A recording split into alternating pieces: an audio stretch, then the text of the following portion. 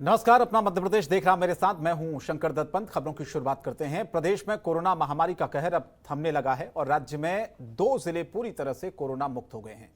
BJP कार्यालय में party के राष्ट्रीय अध्यक्ष जेपी नड्डा ने वर्चुअली माध्यम से संबोधन दिया और इसी संबोधन में शामिल हुए मुख्यमंत्री शिवराज सिंह चौहान भी बीजेपी कार्यालय पहुंचे थे। शिवराज सिंह के साथ संगठन मंत्री सुहास भगत, सह संगठन मंत्री हितानंद और प्रदेश महामंत्री कविता पाटीदार भी मौजूद थी। आपको बताएं, सीएम शिवराज सिंह लगातार कोरोना की रोकथाम को लेकर बैठकें कर रहे हैं। 21 जून को शुरू होने वाले महा वैक्सीनेशन अभियान को लेकर भी उन्होंने चर्चा की। बस 1 मिनट भैया, हट ही रहा है। तो बीजेपी कार्यालय में वर्चुअली माध्यम से दरअसल एक ये बैठक हुई भोपाल में और सीएम शिवराज बीजेपी कार्यालय पहुंचे थे। वहां पर भारतीय जनता पार्टी के नेता मंत्री भी मौजूद थे और 21 जून को जो अभियान शुरू होने जा रहा है महा वैक्सीनेशन अभियान, उसको लेकर भी चर्चा की गई। दीपा श्रीवास्तव हमारे संवाददाता फोनलाइन पर जोड़ी हैं ज्यादा जानकारी के लिए। दीपा, ये तस्वीर भी हम दिखा रहे हैं वर्चुअली माध्यम से। दरअसल एक बैठक हुई बीजेपी कार्यालय में, कौन कौन इस बैठक में मौजूद था और क्या चर्चा इस बैठक में हुई? जी, जिस तरह से हमने देखा है कि लगातार जो 21 तारीख से जो एक महाअभियान, टीकाकरण महाअभियान जो शुरू होने वाला है, इसकी रूपरेखा तैयार करने के लिए प्रयास लगातार किए जा रहे हैं। इसी कड़ी में बीजेपी प्रदेश प्रभारी जो है उनकी बैठक का आयोजन किया गया, जिसके अंदर सीएम शिवराज सिंह चौहान, अध्यक्ष वी शर्मा, संगठन मंत्री जो है सुहास भगत और सह संगठन मंत्री हितानंद, ये सभी जो लोग थे ये इस बैठक में मौजूद रहे। सभी की मौजूदगी में बैठक का आयोजन किया गया और अगर बात कही जाए तो सभी ने जेपी नड्डा जो है उनका संबोधन किया है। उनके द्वारा एक कहा जाए कि एक रूपरेखा जो है वो तैयार की गई है कि आखिर किस तरह से 21 तारीख से एक महाअभियान चलाया जाना है, जहाँ पर मध्य प्रदेश में 7,000 सेंटर्स के ऊपर जो कहा जाए कि टीकाकरण किया जाएगा, जिसके अंदर तकरीबन 8 करोड़ जो लोग हैं मध्य प्रदेश की राजधानी भोपाल की अगर हम बात करें या फिर पूरे प्रदेश की बात करें तो सभी जगह के जो कहा जाए 7,000 सेंटर्स के ऊपर वैक्सीनेशन का काम किया जाएगा और इसके अंदर क्या रूपरेखा होगी, किस तरह से ये पूरा एक महाअभियान चलाया जाएगा, इसको लेकर एक रूपरेखा जो है वो तैयार की गई है। जी बिल्कुल, ये रूपरेखा तैयार की गई है और किस तरह से तैयारी है 21 तारीख की दीपा वहां पर, क्योंकि महा वैक्सीनेशन अभियान जिसको भारतीय जनता पार्टी इस वक्त बता रही है और कहा जा रहा है कि इस तारीख को याद रखा जाएगा, तैयारियां किस तरह से हैं, क्या क्या प्रोसेस उसमें रहने वाला है? जी, अगर तैयारियों की बात की जाए शंकर, तो सभी तैयारियां कहा जा सकता है कि लगभग पूरी तरीके से जो पूरी हो चुकी है। पहली बैठक ये थी जो राष्ट्रीय अध्यक्ष से संबोधित किया है। दूसरी बैठक के अंदर जो सीएम शिवराज और बीजेपी प्रदेश अध्यक्ष वी शर्मा जो है उन्होंने कहा जाए तो संबोधित किया है सभी लोगों को। इसके अंदर उन्होंने बात कही है कि ग्लोबल रेटिंग में पीएम मोदी नंबर 1 आने के लिए उन्होंने कहा है कि पीएम मोदी जो है हमेशा से नंबर 1 रहे, आगे भी इस तरह के कहा जाए कि इतिहास में नाम लिखा जाए और कहा जाए कि मध्य प्रदेश का भी इस तरह से नाम बने। इसके लिए एक बड़ी तैयारी जो है की गई, जिसके लिए 7,000 सेंटर जो है चिन्हित कर लिया गया है। पूरा प्रयास किया जा रहा है कि उन सभी जगहों पर सारी व्यवस्थाओं को सुनिश्चित किया जाए। वैक्सीनेशन के जो डोजेज हैं उन्हें मध्य प्रदेश में जल्द से जल्द लाने की बात भी कही जा रही है, ताकि इस अभियान में किसी भी तरह से सक्सेसफुल किया जा सके। चलिए, बहुत बहुत धन्यवाद इस तमाम जानकारी के लिए दीपा। बस 1 मिनट भैया, हट ही रहा है। और बढ़ते आगे कुछ और खबरें आपको दिखाते हैं। सीएम शिवराज सिंह चौहान ने कहा कि सभी के लिए निःशुल्क वैक्सीनेशन कैंप लगाए जा रहे हैं। महाअभियान के तहत 7,000 सेंटर शुरू होंगे। हर सेंटर पर एक एक प्रेरक अनिवार्य रूप से रहेगा। 21 जून को 10 लाख लोगों को टीका लगाया जाएगा। टेस्टिंग भी लगातार जारी रहेगी। किल कोरोना अभियान लगातार जारी रहेगा। सीएम शिवराज ने कहा कि कोरोना की तीसरी लहर आने से हमें रोकना, इसे डेल्टा प्लस को लेकर सावधान रहने की जरूरत भी मुख्यमंत्री ने बताई।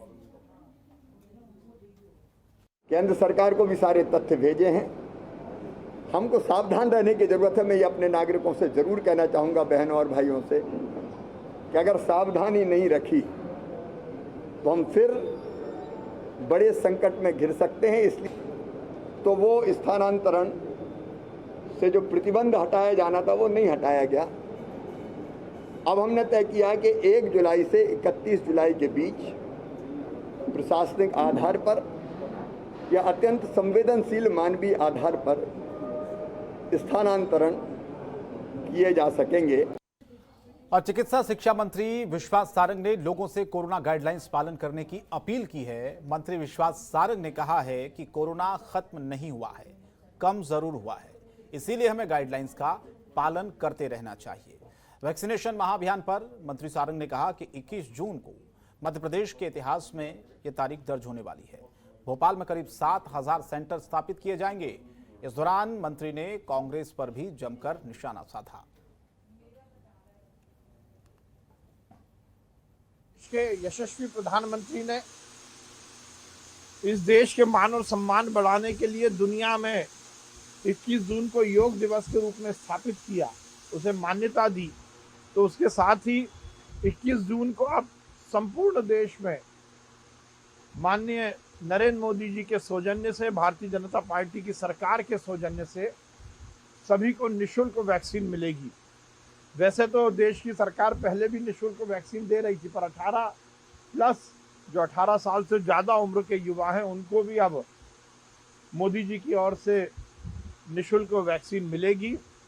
और मध्य प्रदेश में माननीय मुख्यमंत्री जी ने ये निर्देश दिया है, ये उन्होंने निश्चय किया है कि हम 21 जून को एक बृहद वैक्सीनेशन महाअभियान की शुरुआत करेंगे।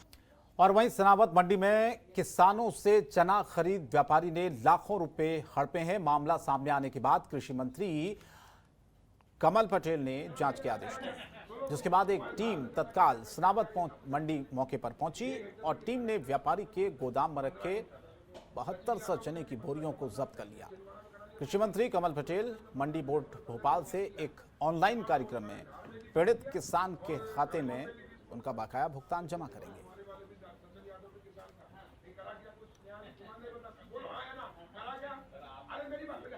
कृषि उपज मंडी सनावत जिला खरगोन में अथर्व इंटरप्राइजेस और गोरांग ट्रेडर्स के द्वारा किसानों से दालों चना खरीदा गया था, लेकिन उनका भुगतान नहीं किया और फरार हो गए। किसानों ने 13 जून को मंडी समिति में इसकी शिकायत की, 14 जून को थाने में FIR कराई गई और उनके गोडाउन जहां पर ये चना रखा था उसको सीज किया गया। उनके खिलाफ सख्त कार्रवाई के हमने निर्देश दिए हैं और किसानों का पूरा भुगतान सुनिश्चित करने के लिए ज्वाइंट डायरेक्टर हमारे मंडी इंदौर को मैंने निर्देशित किया। और भोपाल में राज्यसभा सांसद दिग्विजय सिंह ने मुख्यमंत्री शिवराज सिंह चौहान से मूंग की फसल का सर्वे कराने की मांग की है, जिसके लिए सांसद दिग्विजय सिंह ने सीएम शिवराज सिंह चौहान को पत्र भी लिखा है।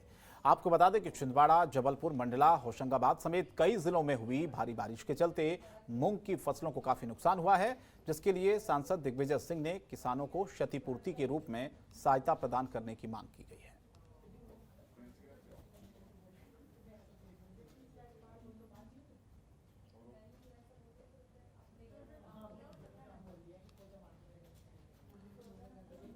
तो मुख्यमंत्री को एक पत्र लिखा है दिग्विजय सिंह ने। मूंग की फसल को जो नुकसान हुआ है इसे लेकर उन्होंने ये कहा है कि इसकी जो क्षतिपूर्ति है वो की जाए, सहायता की जाए किसानों की, क्योंकि लगातार जिस तरह से बारिश हुई उसके बाद जो मूंग की फसल है उसको खासा नुकसान बताया जा रहा है कि हुआ है, और इसीलिए अब ये पत्र भी दिग्विजय सिंह ने मुख्यमंत्री शिवराज सिंह चौहान को लिखा है। और मध्य प्रदेश के पूर्व मुख्यमंत्री कमलनाथ ने प्रदेश की शिवराज सरकार पर आरोप लगाया है कि कोरोना की आड़ में 400 दुष्कर्मियों को पैरोल पर छोड़ने की तैयारी कर रही है। कमलनाथ ने ट्वीट कर कहा कि यह जानकारी सामने आई है कि प्रदेश में आजीवन कारावास की सजा काट रहे 400 के करीब दुष्कर्मियों को सरकार पैरोल पर छोड़ने की तैयारी कर रही है। इसमें से 100 के करीब तो मासूम बच्चों से दुष्कर्म के दोषी हैं। कमलनाथ ने कहा कि यह फैसला बेहद निंदनीय है। जब प्रदेश में कोरोना की दूसरी लहर तकरीबन समाप्ति की कगार पर है, तो ऐसे में इस निर्णय पर कई सवाल भी खड़े होते हैं। कमलनाथ ने आरोप लगाया कि प्रदेश पहले से ही दुष्कर्म के मामलों में देश के शीर्ष राज्यों में शामिल है और इस निर्णय से पीड़ित परिवारों में भी असंतोष है। कमलनाथ ने मांग की है कि सरकार तत्काल इस निर्णय पर रोक लगाए।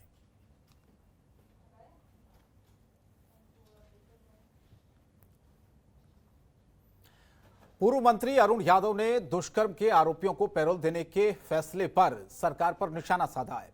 अरुण यादव ने इसे समाज पर ज्यादती बताया है। उन्होंने कहा है कि यह उन परिवारों के साथ ज्यादती है जिनके साथ घटनाएं हुई हैं। बलात्कार के मामलों में राज्य पहले से ही नंबर 1 पर है। ऐसे बलात्कारियों को छोड़ने के बजाय उन पर सख्ती बरती जाए। दरअसल प्रदेश की जेल में आजीवन कारावास की सजा काट रहे दुष्कर्मियों को कोरोना महामारी में पैरोल पर रिहा करने की तैयारी हो रही है। 5 जून को जेल मुख्यालय ने सभी जेल अधीक्षकों को इस संबंध में पत्र लिखा था।